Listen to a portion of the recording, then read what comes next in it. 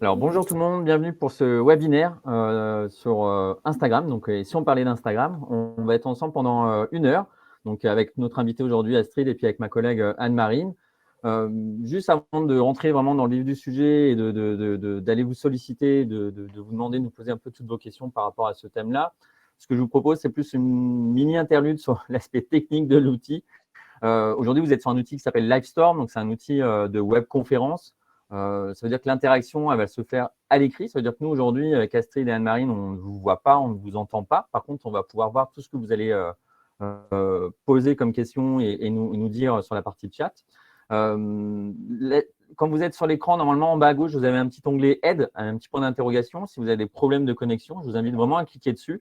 Vous allez voir, c'est comme un petit tutoriel. On va vous expliquer un peu comment améliorer la qualité de l'image, du son, que ça soit venant de nous ou de chez vous.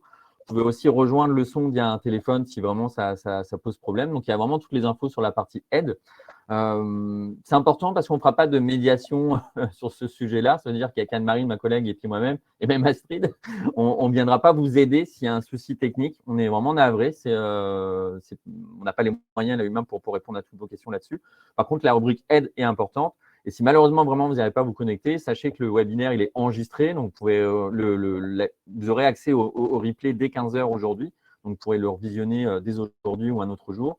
Et puis, il sera bien évidemment accessible sur la chaîne YouTube de BGE Bretagne, que vous retrouvez assez facilement. Si vous cliquez BGE Bretagne dans YouTube, vous allez tomber sur notre page. Donc, normalement, la vidéo sera mise en ligne logiquement demi-semaine prochaine.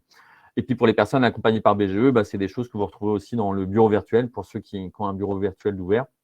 Ceux qui n'en ont pas, on vous invite à contacter nos collègues conseillers pour qu'ils en ouvrent un. Ça, c'est l'aspect technique, plutôt dépannage. Après, sur l'outil en tant que tel, vous avez deux parties. En bas à droite, vous avez une partie qui s'appelle chat. Donc, on peut discuter. Par exemple, je peux vous dire bonjour.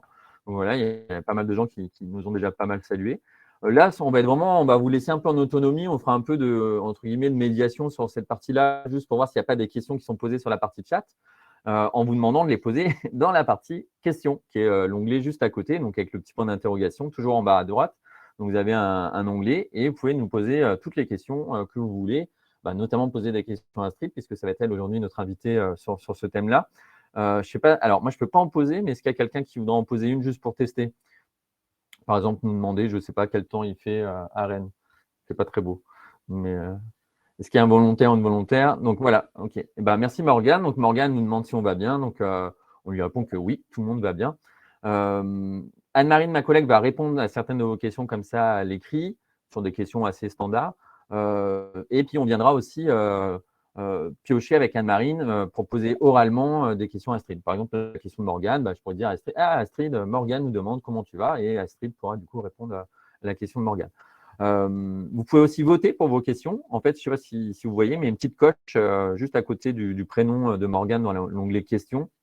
Et vous pouvez voter pour la question. Ça veut dire que ça va nous permettre avec Anne-Marine de se dire, tiens, cette question, vous êtes 15 à un peu avoir liké cette question-là. Donc, nous, on va pouvoir prioriser les questions à poser à Astrid. Nous, on a préparé des questions. L'idée, c'est surtout que vous puissiez en poser à Astrid. Donc, on vous invite vraiment à utiliser cette partie-là. La partie de chat, si vous posez des questions, on va regarder de temps en temps, mais on sera moins, comment dire, à l'affût des questions que vous allez poser sur la partie chat. Donc, je vous invite vraiment à aller sur la partie questions pour poser des questions à Astrid et à Anne-Marine et moi-même. Donc, voilà un peu pour la partie technique de l'outil. On vous invite vraiment à user et abuser de l'onglet questions. Sur la présentation même du déroulé, ce qu'on va faire, c'est un mini tour de table, vraiment un très court de table entre Astrid, Anne-Marine et moi-même. Je vais vous expliquer aussi un peu l'objectif du webinaire. Donc, l'objectif du webinaire, donc le titre, c'est « Et si on parlait d'Instagram ?» Donc, c'est une question assez large et assez ouverte. L'objectif, c'est qu'avec Astrid, donc, qui est une spécialiste, mais qui va se présenter après, elle va nous permettre de répondre à vos questions sur ce réseau social, sur qu'est-ce que c'est, à quoi ça sert. Donc, voilà un peu le type de questions assez large qu'on va pouvoir poser à Astrid, mais aussi des questions plus précises. On s'est juste dit avec Astrid et Anne-Marine que c'était un webinaire sur lequel on ne voulait pas forcément être trop sur la technique de l'outil. Ça veut dire qu'on veut vous faire une présentation d'Instagram de manière assez élargie, en rentrant peut-être parfois dans certains détails, mais on ne voulait pas une description, une monographie de l'outil pendant 1 heure technique. Donc, on va vous montrer très peu de choses, en fait, techniquement sur l'outil. On va vous montrer, on a préparé certains visuels au cas où, donc on peut vous montrer certaines choses, mais on ne sera pas sur une présentation purement technique de l'outil. Je pense qu'il y a plein de tutos sur Internet qui vous expliquent, par exemple, comment passer d'un compte perso à un compte pro. Voilà. C'est des choses assez classiques. Même si on va en parler, on ne vous montrera pas vraiment techniquement comment on fait toutes ces manips. Donc, j'espère que le sujet vous va bien. Donc, on va pouvoir démarrer. On est ensemble pendant 1 heure. Donc, à 15 heures, on rendra à l'antenne. Et du coup, on va pouvoir démarrer par un tour de table, peut-être Anne-Marine, et puis on terminera par Astrid. Bonjour à tous, je me présente Anne-Marine Douget, donc je suis coordinatrice pédagogique pour la BGE Finistère et je suis ravie d'être avec vous pendant 1 heure sur cette thématique si on parlait d'Instagram. Donc, Mathieu Omar, moi je travaille à la BGE, je suis un peu l'homologue d'Anne-Marine, mais dans l'Est, oui, dans l'Est de la région, à Rennes. Et je vais être un peu aujourd'hui l'animateur de l'atelier avec Anne-Marine qui va me soutenir aussi dans le déroulé de cette heure. Astrid, justement, peut-être démarrer en te posant une question, qui es-tu, en fait, tout simplement? Oui, vous m'entendez bien, j'espère. Astrid Moaba, je suis dirigeante de MyConnect Marketing, qui est une entreprise que j'ai créée il y a 2 ans, bientôt 3 ans. Je suis basée à Rennes. Et donc voilà, je suis chef d'entreprise. J'accompagne toutes les entreprises qui ont besoin de se développer sur le web, mais particulièrement grâce aux réseaux sociaux. Et j'ai 2 types de prestations normalement. J'ai une qui est axée sur la création, la gestion des réseaux sociaux. Ça veut dire que le client me confie complètement sa plateforme ou son compte. Et où on essaie de mettre ensemble une stratégie social média. Ça veut dire bien coordonner tous les heures de publication, les genres de publication, voilà, ces genres de choses. J'ai une autre prestation aussi, parce que je suis en même temps formatrice. Donc, je forme les gens parce qu'il y a des entrepreneurs ou des entreprises qui veulent prendre en main, qui veulent être autonomes, justement. Et c'est bien, hein, parce qu'au moins, la personne fait seule ce qu'elle doit faire.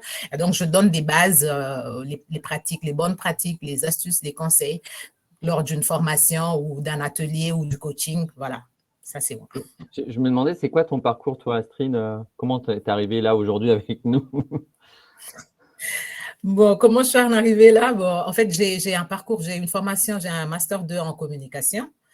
Et la communication, elle va tellement vite, vous l'aurez compris, ça évolue tellement vite. Et ça fait qu'à un certain moment, j'ai eu envie, après avoir travaillé quelques années dans ce domaine-là, en tant que chargée de com et en tant que dans le domaine de l'enseignement et de l'éducation. Et à un certain moment, j'ai eu envie de me mettre à jour. Et donc, pour me mettre à jour dans la communication en général, c'était un peu compliqué. Et du coup, j'ai vu qu'il y avait la communication digitale qui allait un peu vite, qui était sur le marché, qui était en pleine croissance.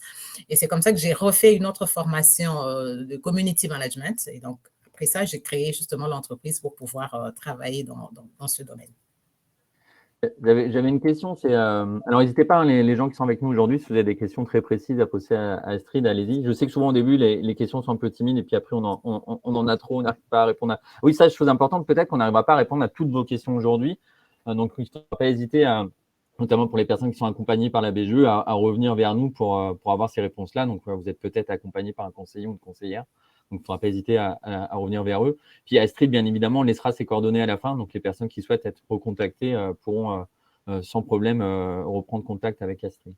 Alors, on a bien compris, du coup, tu es un peu dans la com depuis longtemps, mais c'est quoi cet intérêt pour les réseaux sociaux? Comment on arrive à se dire, tiens, je vais créer une activité autour des réseaux sociaux? Bon, l'intérêt pour les réseaux sociaux, c'est quoi? C'est que la communication, pour moi, c'est cet échange, c'est le contact avec l'autre, c'est le fait de changer, de partager, de donner, tout simplement. Or, sur un réseau social, et c'est là qu'il y a le lien justement social, il y a le mot social qui est justement se créer du lien, ce fait-là de donner, ce fait-là de partager. Et justement, c'est pour cette raison que je me sens à l'aise dans ce domaine-là. Et parce qu'en fait, la communication sur les réseaux sociaux, c'est la même chose que la communication de tous les jours. Ça veut dire quelqu'un qui sait donner, quelqu'un qui sait vendre et qu'avant de vendre, elle crée du lien avec les personnes avec qui elle vend, cette personne-là va vendre aussi facilement sur les réseaux sociaux. Ça veut dire quelqu'un qui sait donner pour recevoir plus tard, dans la vie, dans la vraie vie, entre guillemets, même sur les réseaux sociaux, ça va être la même chose. Ça veut dire, je pars un peu plus loin en disant, je suis sur Facebook, par exemple, et que je donne les conseils de Facebook. Je vais sur Instagram, je donne des conseils comment utiliser Instagram. C'est après que j'ai donné, je vais créer ce lien-là et ça va faire en sorte que les personnes vont pouvoir acheter mon service, ils vont se dire, tiens, elle m'a donné gratuitement ça. Donc, ça veut dire que si elle me propose ces services, je peux arriver à avoir un peu plus que ce qu'elle m'a donné. Et donc, ça, c'est une façon générale. Et c'est pour cette raison que je trouve que les réseaux sociaux, moi, ça me permet justement ce contact-là et ça me permet de donner, d'échanger, de partager, comme dans la vraie vie. C'est ça qu'on oublie souvent parce qu'on met toujours une différence entre les réseaux sociaux et la vraie vie. Il faut réfléchir de la même façon qu'on réfléchit dans la vie de tous les jours. Voilà. Et les réseaux sociaux, on a l'impression que c'est vieux, mais ça a combien d'années comment on faisait avant les réseaux sociaux? Tu vois, est-ce que c'est à quel âge les réseaux sociaux? Par exemple, Instagram, ça existe depuis combien de temps? Instagram, c'est depuis 2010. Okay. Instagram existe depuis 2010, mais les réseaux sociaux, on est dans une vingtaine d'années. Si on parle des réseaux sociaux, des grands, j'entends bien les grands réseaux sociaux, ça veut dire Facebook, comme on le voit aujourd'hui, Facebook, Instagram, LinkedIn, Twitter et tout ça. C'est une vingtaine d'années, on va dire, plus ou moins. Et ça servait à quoi au démarrage, du coup, Instagram? Les premiers utilisateurs, ils y faisaient quoi sur Instagram? Alors, Instagram, au départ, c'est une plateforme, c'est une application. Quand qui dit application, dit téléphone, justement, mobile. Ça veut dire, il y a une année, même quelques mois, qu'on peut maintenant utiliser facilement Instagram sur notre ordinateur. Donc, Instagram, au départ, c'est justement cette application mobile qui était juste pour partager des visuels. Donc, un partage de visuels. Moi, je suis dans un événement, dans un salon de l'agriculture. Je prends en photo et je partage avec d'autres personnes. C'était ça le but. Et ça a évolué à partir du moment où les entreprises, parce qu'en fait, au départ, on est sur un réseau social, c'est entre nous, c'était des personnes que l'on connaît, c'est des personnes avec qui on avait étudié, c'est des personnes qu'on avait rencontrées dans le temps. Et les entreprises, à partir du moment où elles ont compris que sur cette plateforme-là, sur cette application-là, il y avait de quoi faire, il y avait de la manne, entre guillemets. Elles se sont appropriées, des raisons, envahi la plateforme. Et il y a eu beaucoup de développement, il y a eu beaucoup de croissance, il y a eu beaucoup de choses qui ont changé à partir de ce moment-là. Déjà, je fais une petite parenthèse, c'est qu'au départ, même jusqu'aujourd'hui, Instagram, on dit, ou tous les réseaux sociaux, on dit c'est gratuit. Oui, mais pas pour les entreprises.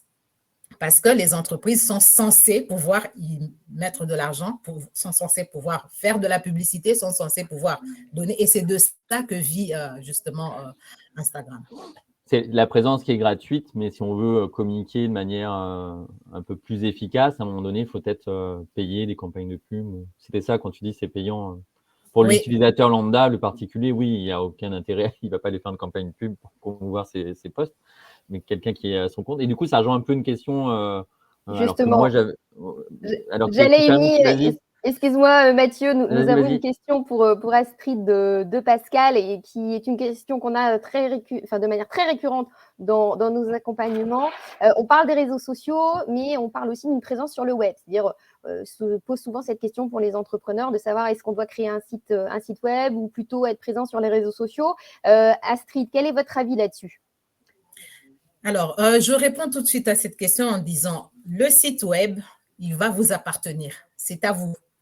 Ça veut dire, effectivement, je mets entre guillemets, si vous le créez, pas avec Solocal, je ne vais pas citer le nom, mais bon, si vous n'êtes pas dans ce système d'abonnement et de tout ça, le site, il va être à vous. Les réseaux sociaux, ils ne sont pas à nous. Pourquoi? Parce que supposons qu'aujourd'hui, c'est arrivé l'année dernière, je me rappelle bien, il y a eu un bug général, je ne sais pas si certains l'ont vécu, s'ils se souviennent encore, il y a eu un bug général pendant 12 heures où Facebook et Instagram n'ont pas marché du tout. Ça veut dire si aujourd'hui, les patrons de Instagram ou Facebook ou tous les réseaux sociaux se décident de dire, bon, OK, on ferme tout, on arrête tout, vous n'avez plus rien. Si vous avez tout misé sur Instagram, vous n'avez plus rien.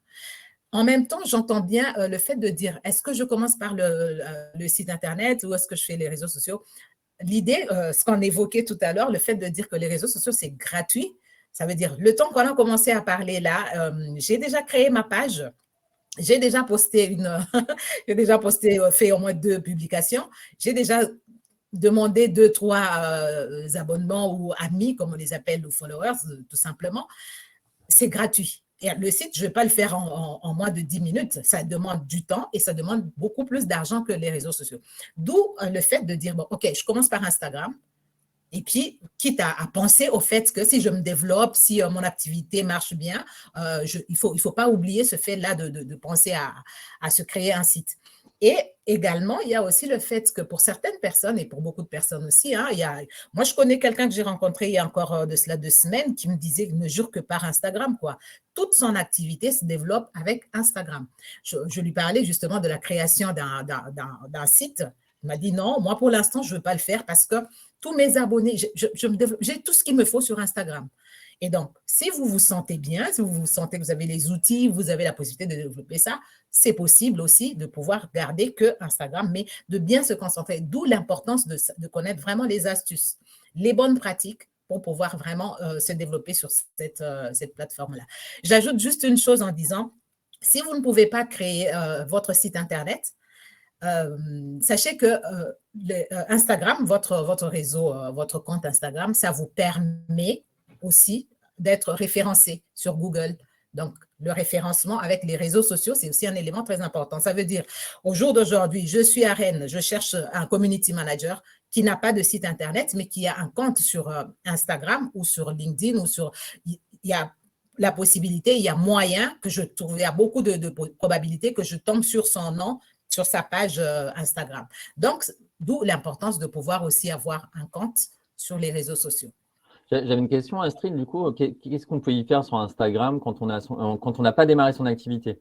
C'est-à-dire que les gens, souvent, ils peuvent commencer à s'y mettre qu'une fois l'activité lancée, mais est-ce qu'il n'y a pas moyen aussi de se servir d'Instagram comme quelque chose pour, je ne sais pas, faire de la veille ou en tout cas, est-ce que toi, tu préconises d'aller sur Instagram quand on est dans un parcours de création d'entreprise?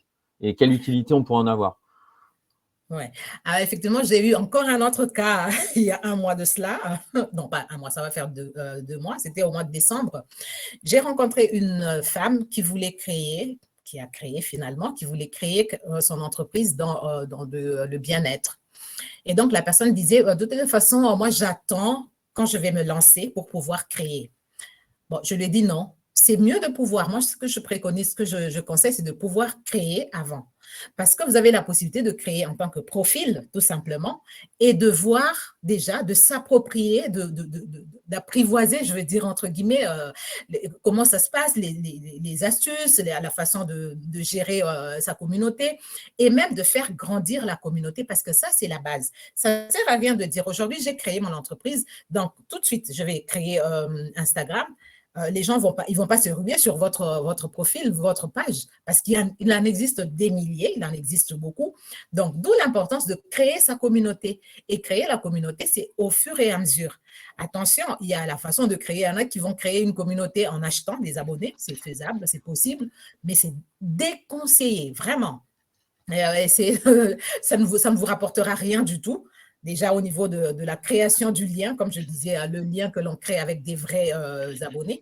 Donc, d'où l'importance de pouvoir se dire, je n'ai pas encore lancé mon activité, je n'ai pas encore créé mon entreprise, mais j'ai un compte Instagram.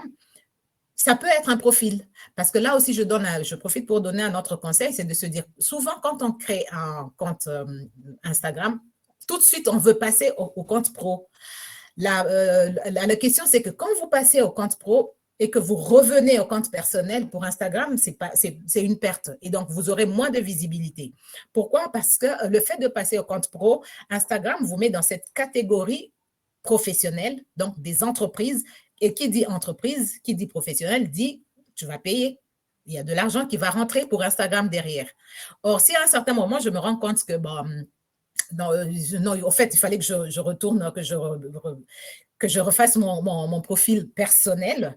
C'est possible, vous avez la possibilité de le faire, mais pour Instagram, il va diminuer votre visibilité. Donc, je n'ai pas encore créé mon entreprise, mais je crée mon compte Instagram je le garde comme compte personnel jusqu'à ce que je vais avoir une communauté consistante. Pendant ce temps, je fais toutes les démarches qu'il y a autour de la création d'entreprise, de façon à ce que dès que j'ai une communauté qu'il faut, souvent on conseille à partir de 100 abonnés, à ce moment-là, je peux passer au compte professionnel. Parce qu'il faut noter également qu'un compte professionnel a moins de visibilité qu'un compte personnel.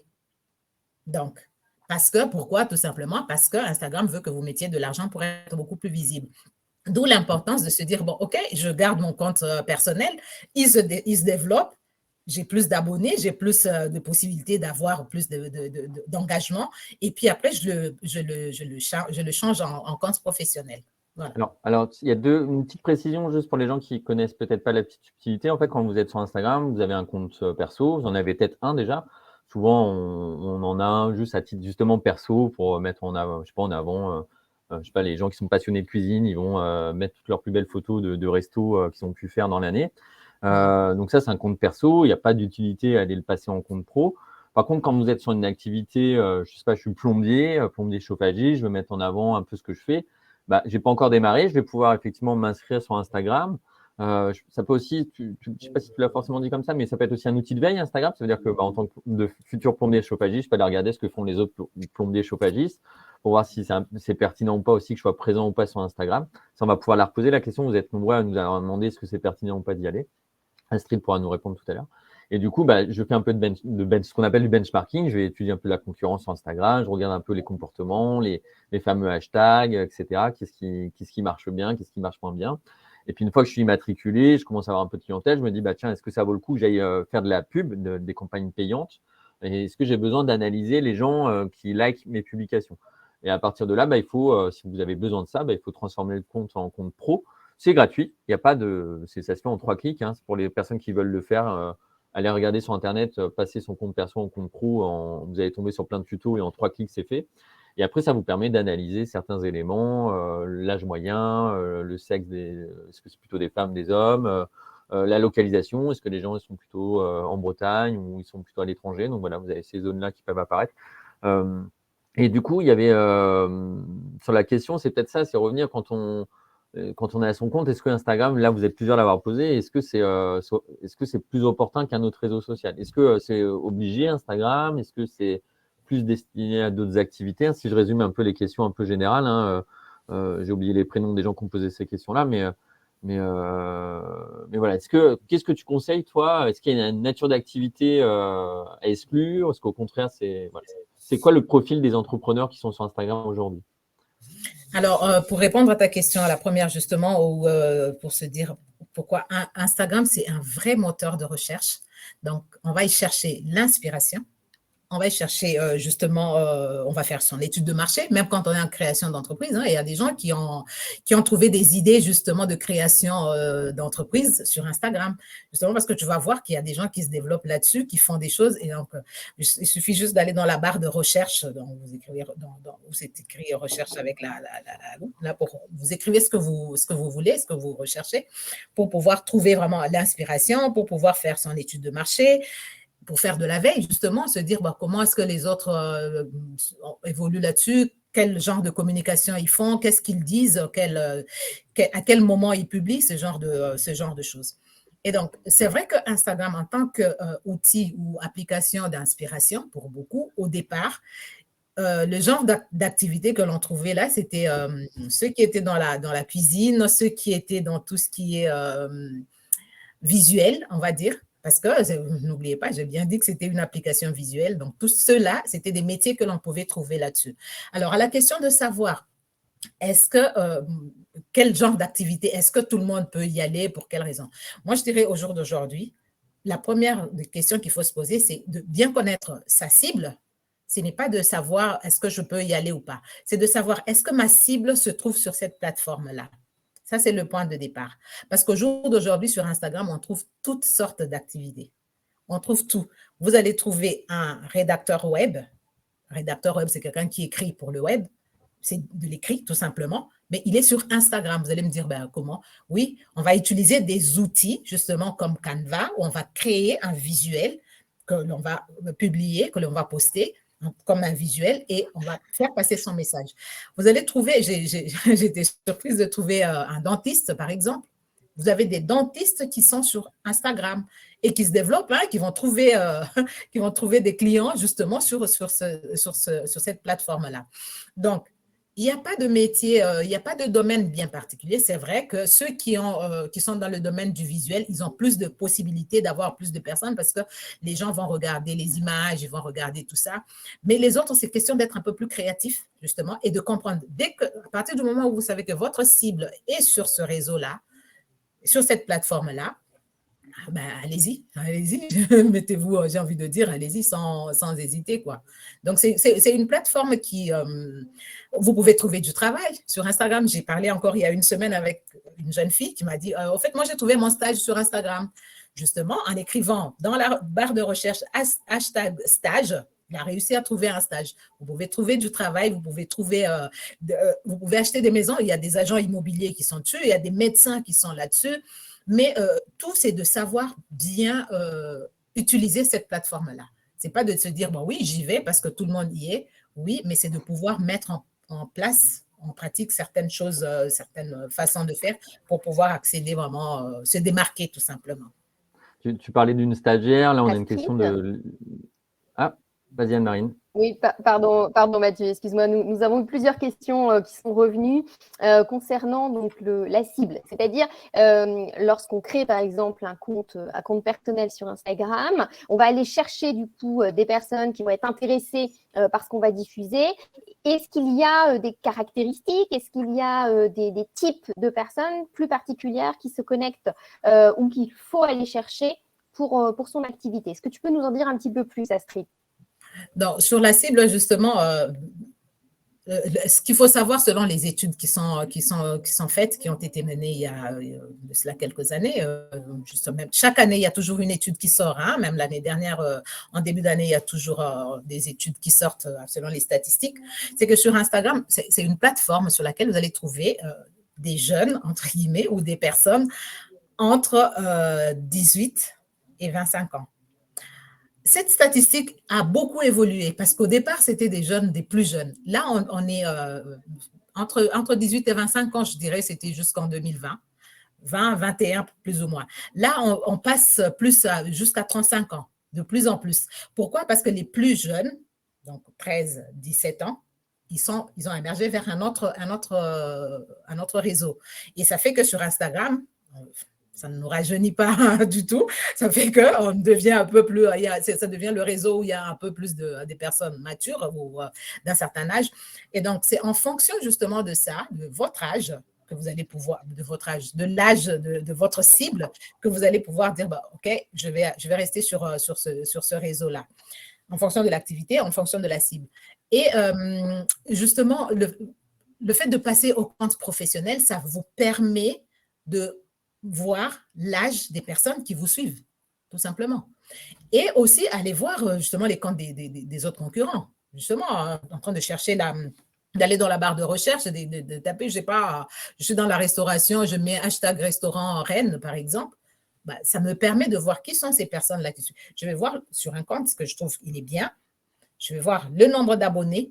Je vais cliquer sur les abonnés. C'est possible d'aller voir effectivement ces gens-là. Vous n'allez pas rentrer dans les détails. Il y a des outils, malheureusement, qui sont payants, entre guillemets, qui vous disent dans les détails. Moi, j'ai un client pour qui je fais justement ce genre de travail-là. Je vais avec cet outil-là qui me dit effectivement exactement l'âge des personnes qui interagissent avec ces personnes, où se trouvent ces personnes-là. Et donc, c'est ça même la cible qu'il faut aller, c'est en fonction de cette cible-là qu'il faut canaliser, on va dire, orienter sa publication et sa raison d'être sur cette plateforme-là. Et oui, Astrid, j'avais une question alors c'était France qui nous posait une question Là, tu nous parles de cible, qu'il faut se concentrer pour atteindre sa cible. Alors déjà, il faut déjà bien la connaître. Ce n'est pas toujours le cas quand on démarre. Des fois, on pense la connaître et puis on peut aussi, à mesure qu'on va avancer dans son activité ou quand on va avancer son projet de création, affiner sa cible, ce qu'on appelle sa segmentation client. Mais du coup, comment on fait pour l'atteindre? Et avant que tu me répondes vraiment concrètement à cette question-là, il y a une question un peu, la question de France, c'était les hashtags. Tu as parlé plusieurs fois d'hashtags, mais qu'est-ce que c'est un hashtag? Et puis c'est quoi l'importance d'un hashtag quand on veut cibler, je ne sais pas, moi, si ma cible, des hommes entre 40 et 45 ans, je suis plombier chauffagiste. Voilà, qu'est-ce que je peux… comment j'identifie ces hashtags qui vont être efficaces pour créer ce que tu as dit aussi à un moment donné, et puis peut-être que tu pourras nous répondre aussi, soit tout de suite, soit après, mais sur le terme d'engagement. Donc voilà, dis-nous, c'est quoi, ça correspond à quoi un hashtag, ça sert à quoi, et comment on peut imaginer les meilleurs hashtags quand on est à son compte et qu'on a une activité sur Instagram? Alors, un hashtag, c'est juste un symbole. C'est le symbole dièse. J'ai envie de faire comme ça, là. Tout simplement, c'est ce symbole-là. À quoi est-ce que ça sert? C'est un symbole qui a été utilisé pour la première fois et surtout qui est beaucoup plus mis en avant sur des réseaux sociaux comme Twitter. Et ça sert à quoi sur Instagram? Ça sert à catégoriser, ça sert à catégoriser votre contenu. Ça sert comment je vais dire, à filtrer à filtrer tout simplement, à mettre dans une certaine catégorie. L'importance de ces hashtags, c'est quoi? On utilise un hashtag, pas pour le plaisir de l'utiliser, mais c'est pour aller toucher plus de monde, aller toucher des gens qui suivent. Parce que, par exemple, moi, je suis ici à Rennes, plus précisément à Bru, j'ai des hashtags, il y a des hashtags qui existent, il faut juste taper hashtag Bru, par exemple. Juste quand je vais taper ce hashtag-là, je vais trouver toutes les publications qui ont trait à ce hashtag-là. Et cela va me permettre de dire, OK, donc si je veux toucher les gens qui sont à Bru ou qui s'intéressent à Bru, je vais partir de là, dire, bon, non, je ne veux pas les restaurants, non, je ne veux pas les commerces de proximité, non, je veux les chauffagistes et les plombistes, par exemple, les plombiers. Et donc, je vais filtrer à partir de ce que j'aurai trouvé.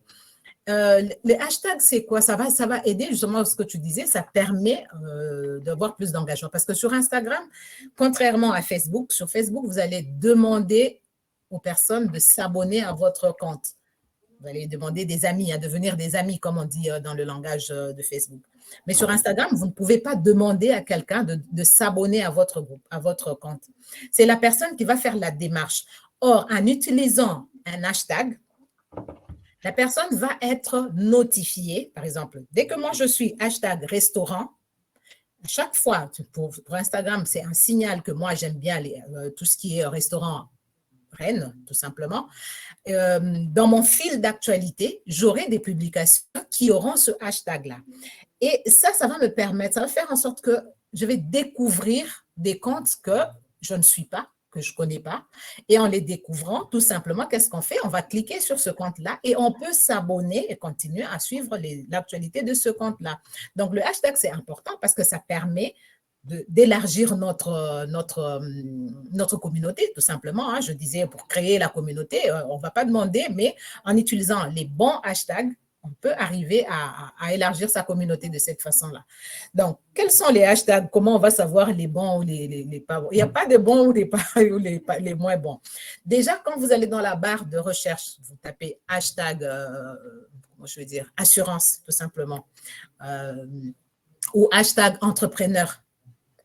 Quand vous tapez ça, vous allez avoir toute une liste qui va se dérouler. Vous allez avoir beaucoup de hashtags qui vont se mettre. Ça va être, on va y ajouter un mot. Ça peut être hashtag entrepreneur au féminin, hashtag entrepreneur breton, hashtag entrepreneur restaurateur, hashtag et tout ça. Donc, en dessous de ces hashtags-là, vous allez voir le nombre des personnes qui suivent ce hashtag-là ou le nombre de publications qui suivent Je peux le montrer. Attends, je vais tester, je vais vous montrer. Je vais partager l'écran, ça sera plus facile. Oui, vas-y.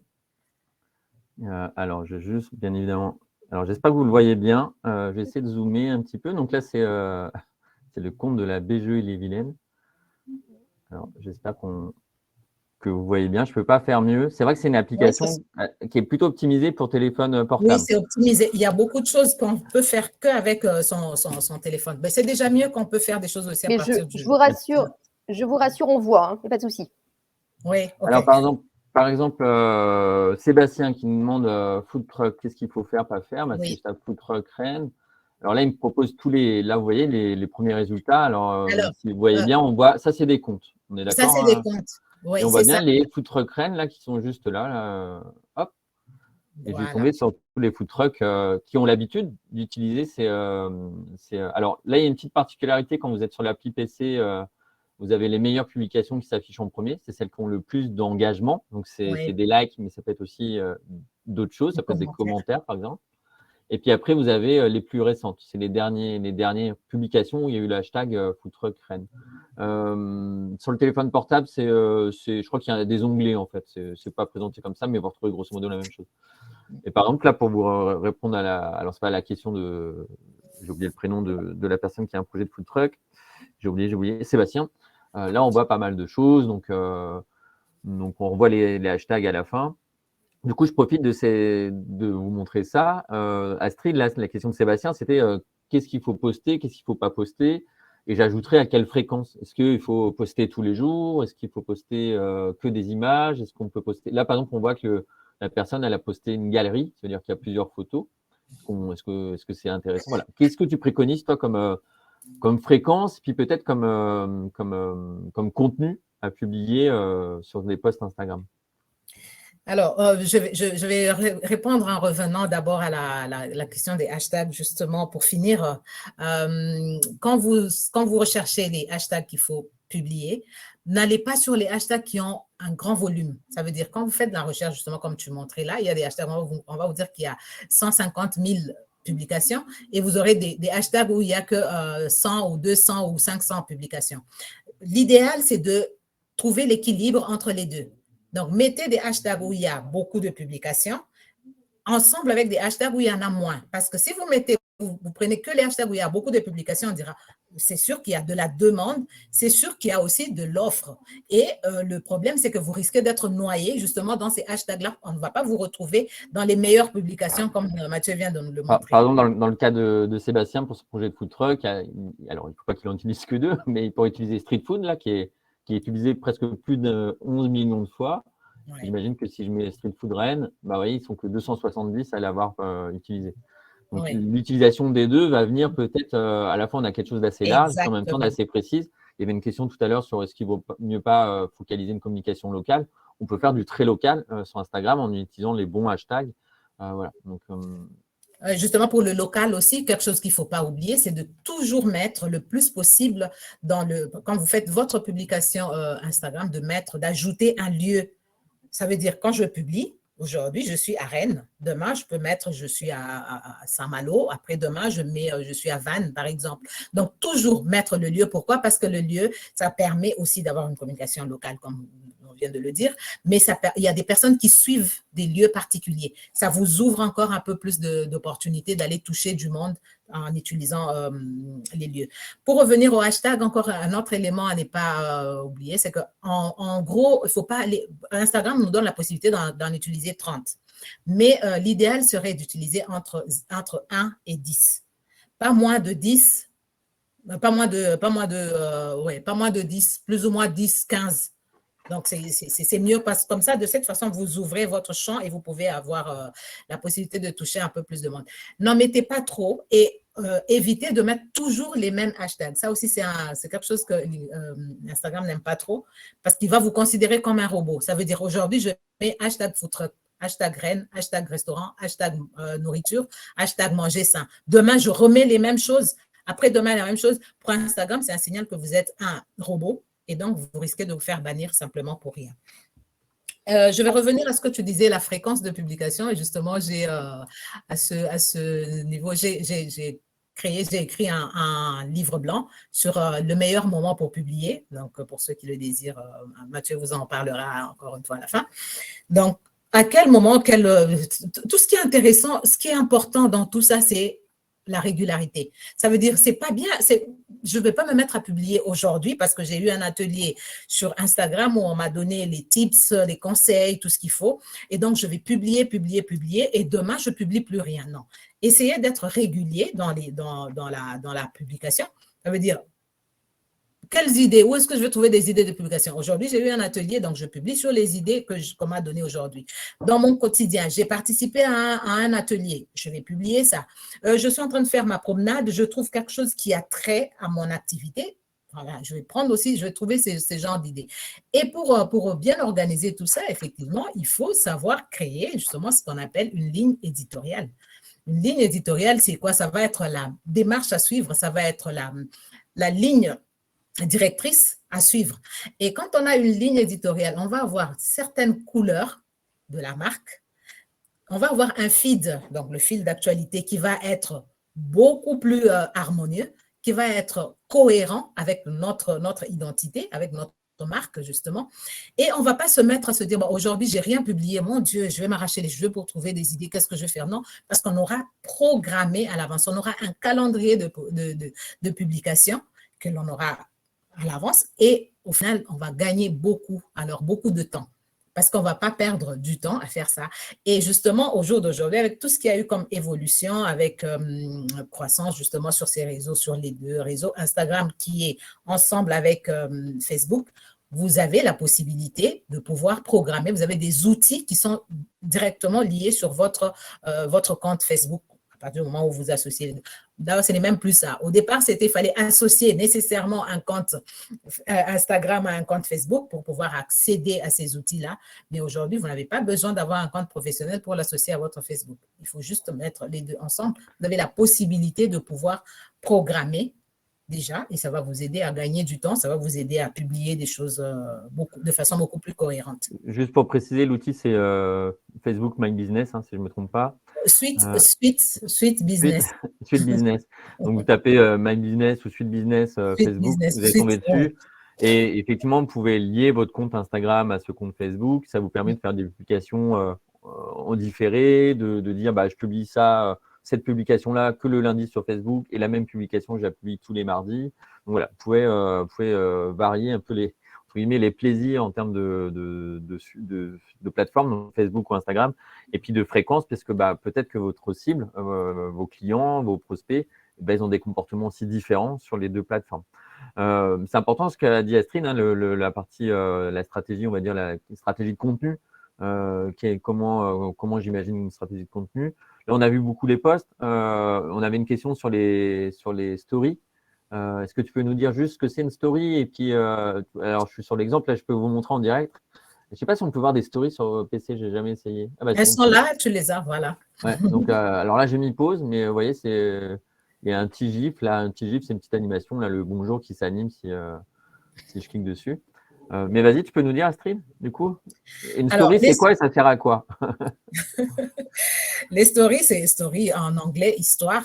Donc, en fait, c'est un format qui a été créé depuis 2016 par Instagram, qui a été mis en place par Instagram, mais qui a été copié, on va dire, c'est le mot, hein, on ne va pas avoir peur de dire ce mot-là, qui a été copié justement de Snapchat, qui est un autre réseau social, où on est sur l'éphémère, sur des choses qui passent. Donc, la story, en fait, c'est quelque chose c'est un contenu que vous publiez qui, au bout de 24 heures, disparaît. Ça sert à quoi? Ça sert justement à créer de l'engagement, parce qu'on était en train de parler justement de comment créer l'engagement, avoir une communauté, mais il faut aussi savoir créer l'engagement autour de cette communauté-là.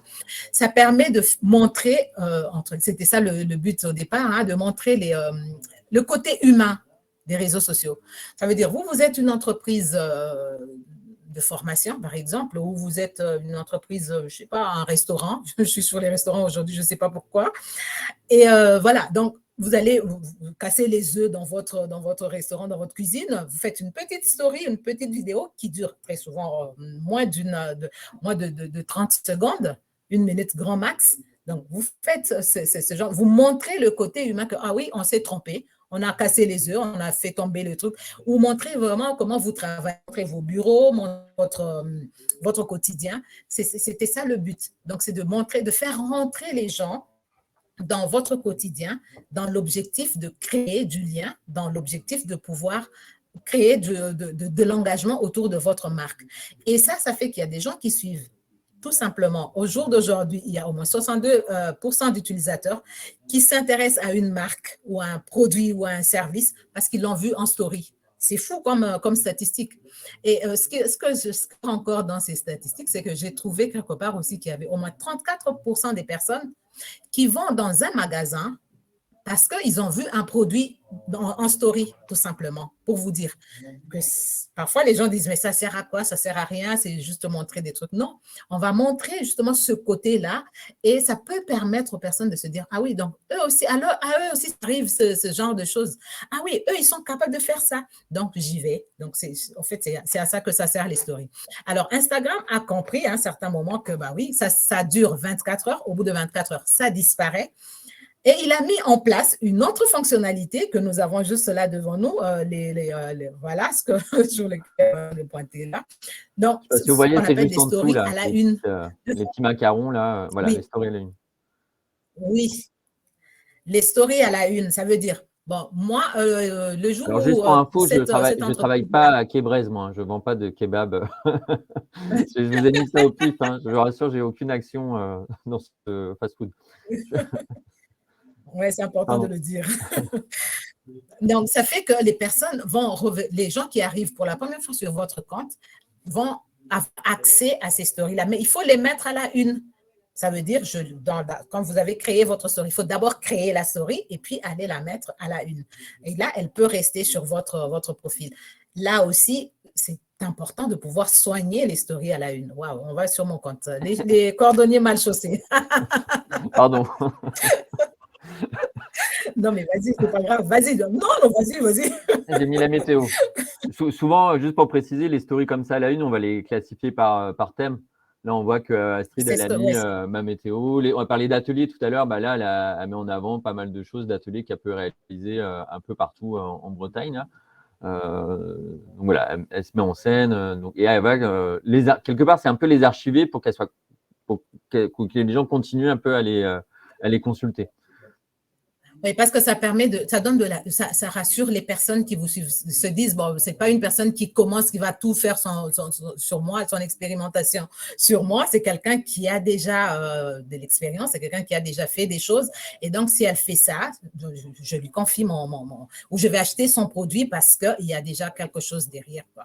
Donc, c'est à ça que ça peut J'avais juste être une question, puis ça rejoint un peu une personne dans le public qui nous avait posé la question sur les outils pour faire de la retouche photo. On voit là, par exemple, ça, la story là, est-ce que c'est quelque chose, tu as fait appel à un graphiste, tu as fait ça toute seule, c'est via l'outil directement, parce que j'ai l'impression que les photos, si on reprend notre kebab breton là de tout à l'heure, c'est des photos super belles. Est-ce qu'il faut être photographe, est-ce qu'il faut être graphiste pour gérer son compte Instagram? Ben, tout dépend de ce qu'on veut, tout dépend du produit ou du service que l'on présente. Par exemple, là, vous êtes sur un produit qui doit être mis vraiment en valeur et c'est important de pouvoir avoir vraiment des jolies photos. Mais au jour d'aujourd'hui, avec simplement notre téléphone, on peut arriver à faire des jolies photos.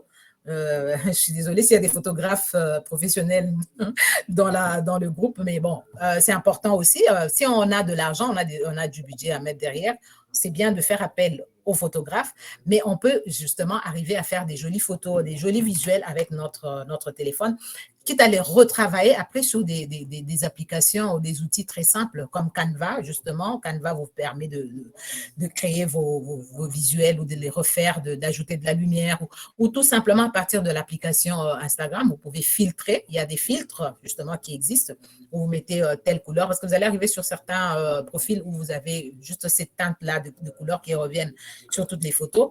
Et je crois que Mathieu, je pense que tu dois avoir là, par exemple, j'allais prendre un mauvais exemple. J'allais vous dire peut-être que cette photo, elle n'a pas été faite par un photographe, mais si, parce qu'il y a le crédit du photographe.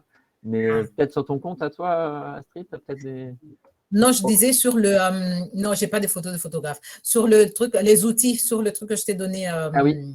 Ouais, je pense qu'il y a des outils là-dessus où on peut avoir pour retoucher les photos. Ça peut être Later, par exemple. Il y a des outils que vous pouvez trouver pour pouvoir retoucher Je ne sais pas les si vous photos. voyez là du coup. Donc Voilà, ça, ce sont des outils Instagram qui sont assez importants. Il y a une multitude d'outils là qu'elle nous a mis Astrid, hein, des outils plutôt, on le voit. Alors, je vous lis mes créations de contenu en fonction des besoins. C'est des outils qui sont plus ou moins gratuits. Il y a des Canva, c'est gratuit, mais si vous voulez avoir toutes les options, il faut payer. Il y a des choses qui étaient gratuites à un moment donné qui ne le sont plus. Voilà, c'est à vous d'aller voir, puis c'est à vous de voir aussi en fonction de vos besoins.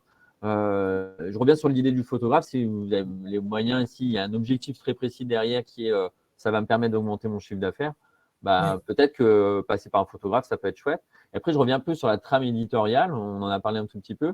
Si votre trame éditoriale, vous avez besoin d'un compte ultra léché, que les photos soient ultra belles, et que vous n'avez pas l'âme d'un photographe, il faut peut-être mieux passer par un photographe qui lui, saura faire sans problème ce genre de photos.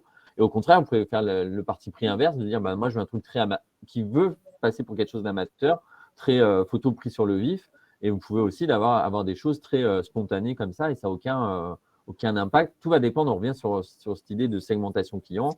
Qui sont vos clients, comment ils fonctionnent, qu'est-ce qu'ils veulent. Je profite juste, il y avait une question sur, là on voit les hashtags, on a vu les posts, les stories, les stories un peu archivées. Mais comment on fait pour interagir avec les gens, comment on crée de l'engagement et comment on fait pour un peu les inviter à nous suivre, parce qu'on met des hashtags, on fait des posts, mais qu'est-ce qui fait qu'à un moment donné, est-ce qu'il n'y a pas des petites techniques pour aller interagir avec eux, pour peut-être les solliciter à venir, même si on a bien compris qu'on ne peut pas les forcer, on ne peut pas d'ailleurs, de toute façon, techniquement, c'est impossible, les forcer à suivre notre page, mais est-ce qu'il y a des techniques quand même pour augmenter son nombre de followers qualifiés? Donc les followers, c'est les personnes qui vous suivent sur votre page. Est-ce que tu as des techniques là-dessus, toi, Astrid? Ouais, moi, j'ai un petit secret.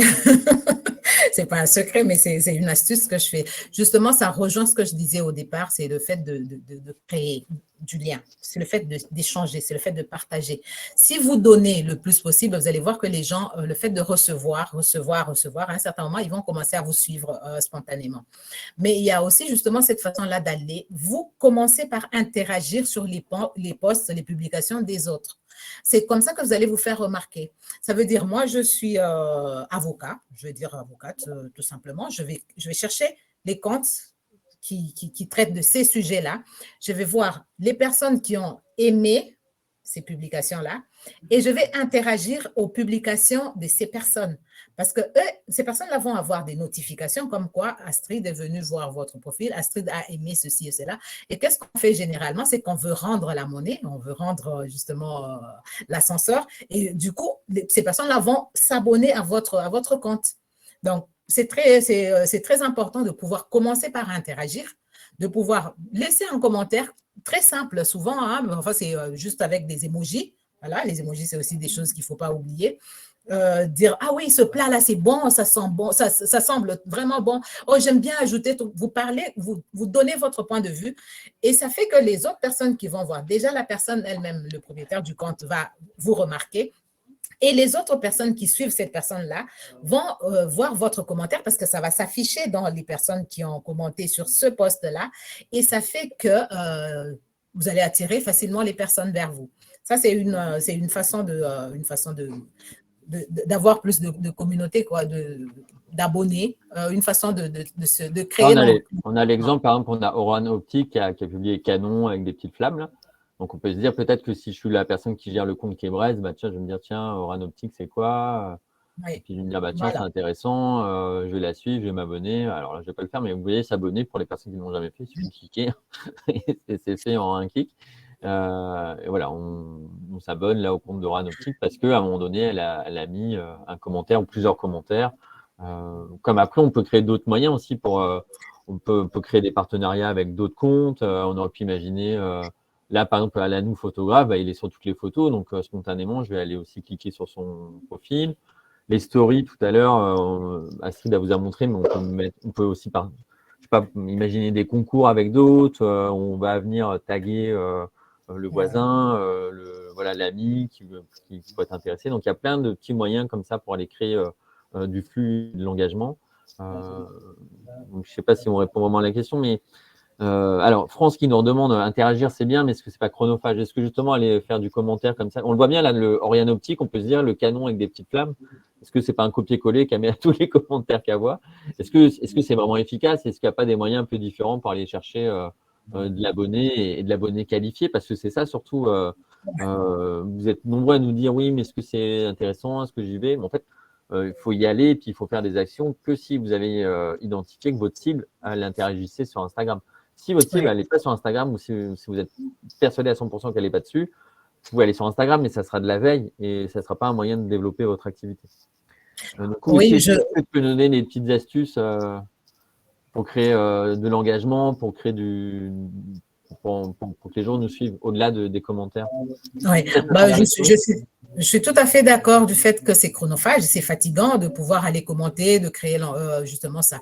Mais c'est quoi? C'est que vous envoyez, Instagram a un algorithme. Ça, c'est en ce sens-là qu'il faut réfléchir. Il ne suffit pas de poster et de partir tout simplement.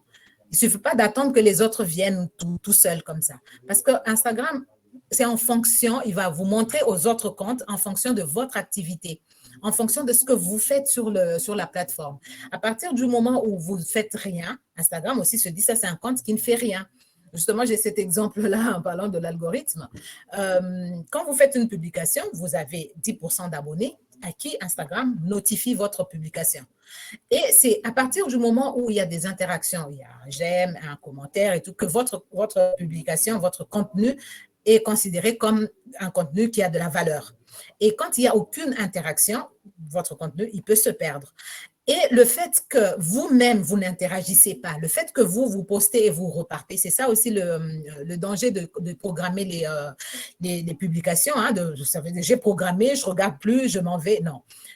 L'intérêt de programmer, c'est de se dire, comme ça, je me laisse le temps d'interagir sur les autres contenus. Parce que ça nourrit l'algorithme d'Instagram et ça permet à Instagram de vous montrer, de vous rendre plus visible, d'augmenter votre visibilité.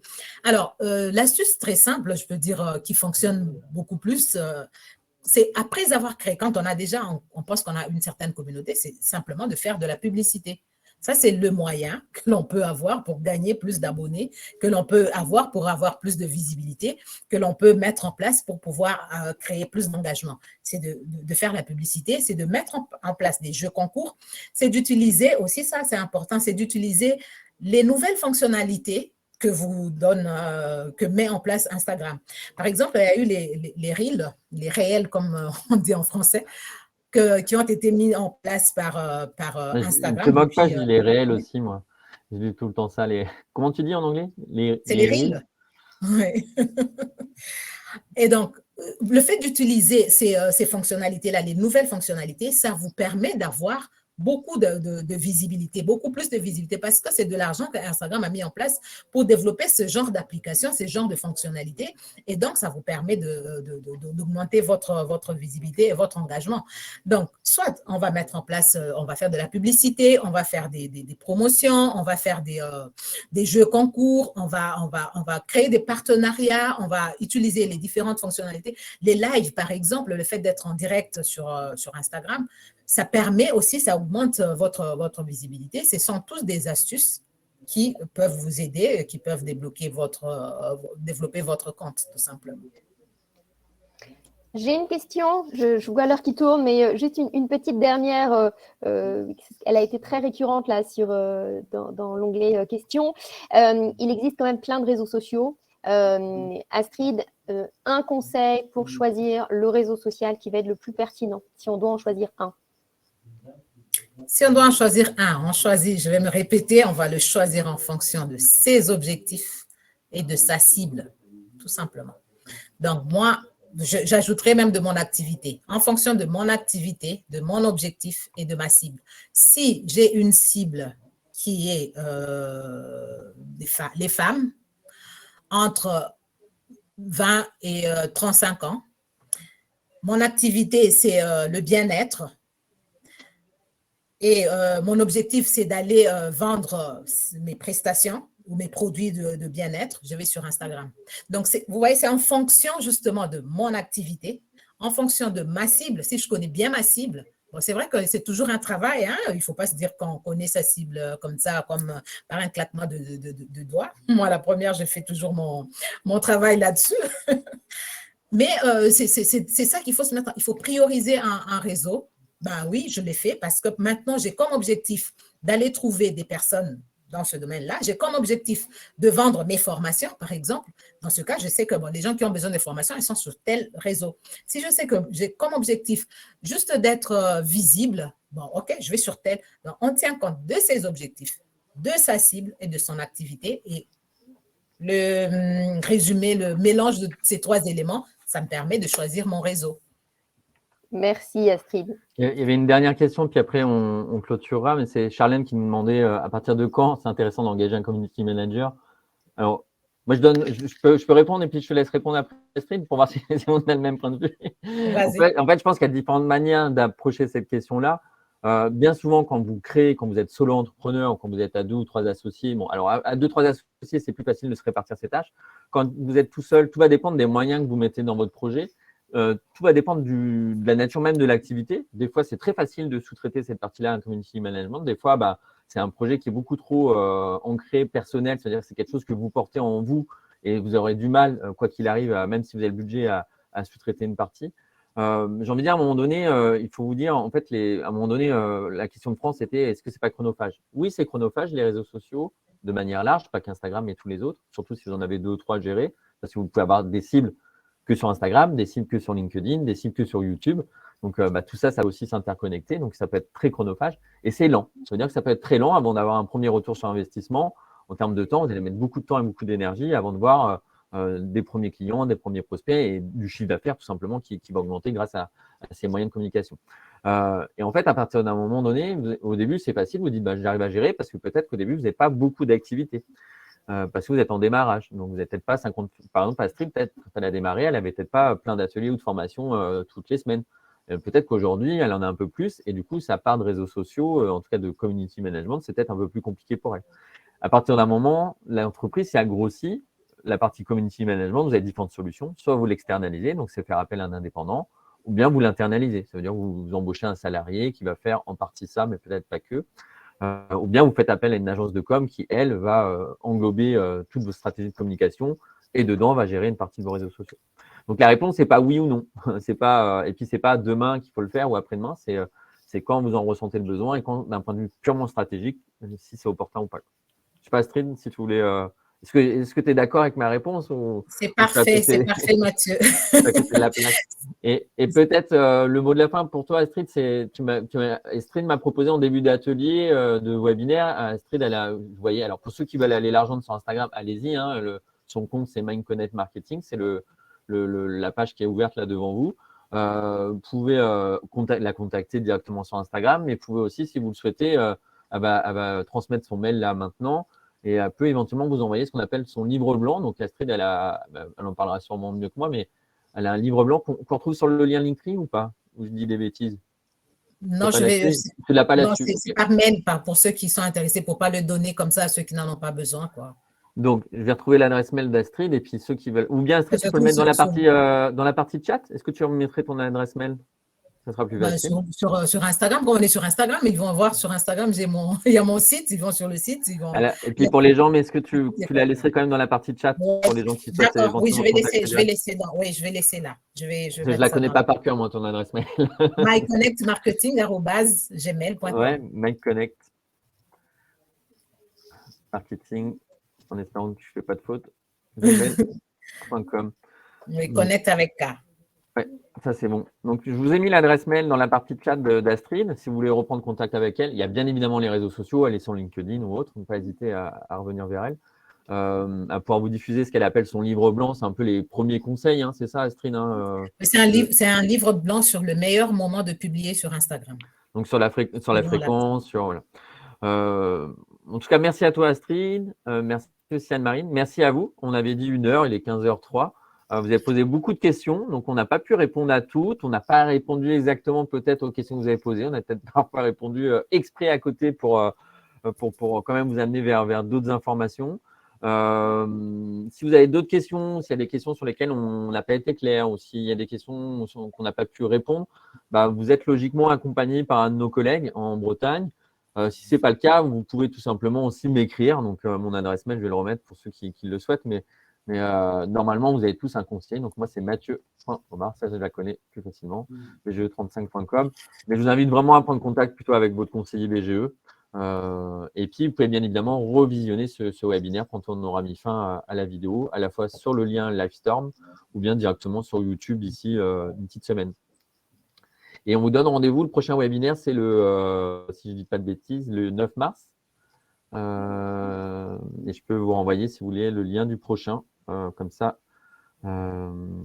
Donc, c'est un témoignage la fois prochaine. Je n'ai pas beaucoup d'infos parce que ce n'est pas moi qui vais animer, je m'en excuse. Mais c'est un témoignage d'un chef d'entreprise. C'est le même principe, 1 heure d'échange avec une chef d'entreprise, donc une chef d'entreprise installée depuis un petit moment qui pourra revenir avec vous sur un partage d'expérience. Et je cherche forcément la page d'inscription et je vous fais un petit copier-coller pour ceux ou celles qui ne sont pas encore inscrits. Vous pouvez bien évidemment demander à votre conseiller BGE de vous inscrire ou de vous donner le lien. Un petit dernier mot, Astrid, tu veux conclure? Bah oui, le dernier mot, ça serait de se dire tester, oser, recommencer et recommencer encore sur Instagram parce que vous n'aurez pas les résultats demain. Et c'est à force de faire et refaire. Ce qui peut marcher pour moi, ça peut peut-être pas marcher pour vous parce que nous avons deux activités différentes, parce que nous avons des cibles différentes. Mais testez par vous-même. Vous avez tous les outils et puis recommencer, recommencer et encore recommencer. Voilà. Eh ben, merci tout le monde. En tout cas, c'était un très Merci, chouette moment. Astrid. Donc, j'espère que c'est partagé. Puis, on vous dit à bientôt sur nos webinaires à venir ou en physique pour ceux qui passent à Rennes. Merci beaucoup. Au À revoir tout bientôt. le monde. Au Au revoir. revoir.